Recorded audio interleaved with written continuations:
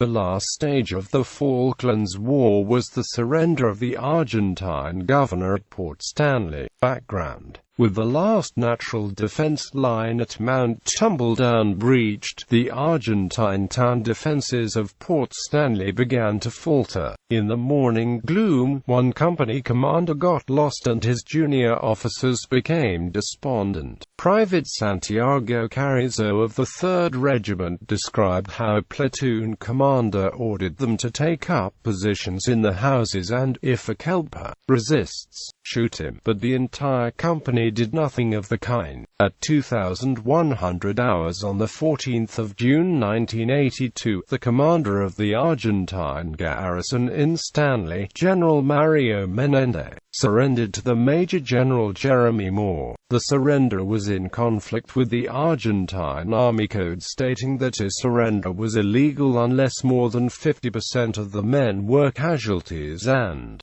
75% of the ammunition was spent. The terms of the surrender document were slightly changed after negotiation by General Menendez. The phrase "unconditional surrender" was changed for the term "surrender." The Argentines were granted. The Argentines units will retain the flags. The units will remain under control of the respective officers. The surrender ceremony will be private. The Argentine officers will retain the sidearms. The final point about the returning of the 11,313 prisoners of war in their own ships was not accepted, and 4,167 of them were repatriated to Argentina on the ocean liner Canberra alone. The junta had falsely claimed that the liner had been crippled during the Battle of San Carlos.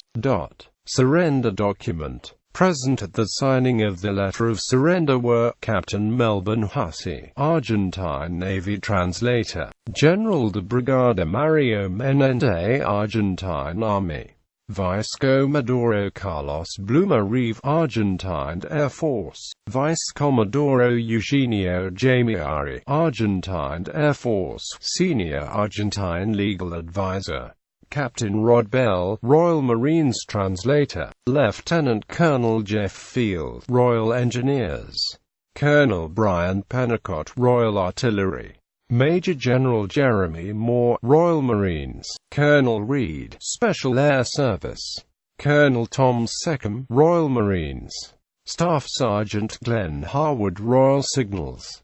The letter of surrender read: confiscated Argentine equipment. Quantities are approximates 100 Mercedes-Benz MB 1112 13/14 trucks, 20 Unimogs, 50 Mercedes-Benz G-Class 4x4s, 12 Panhard 90mm vehicles, 1 Sam Roland launcher, 7 Sam Tiger Cats launches, 1 improvised Exocet launcher, 3 Sight 155mm L-33 guns, and GT-10 OTO Melara 105mm cannons, and GT-15 Elikon Twins 35mm and 15 Rheinmetall Twin 20mm air defense cannons, and 20 Hispania Suiza 30mm single-barrel guns, 1 ANT-TPS-43 3D mobile air search radar,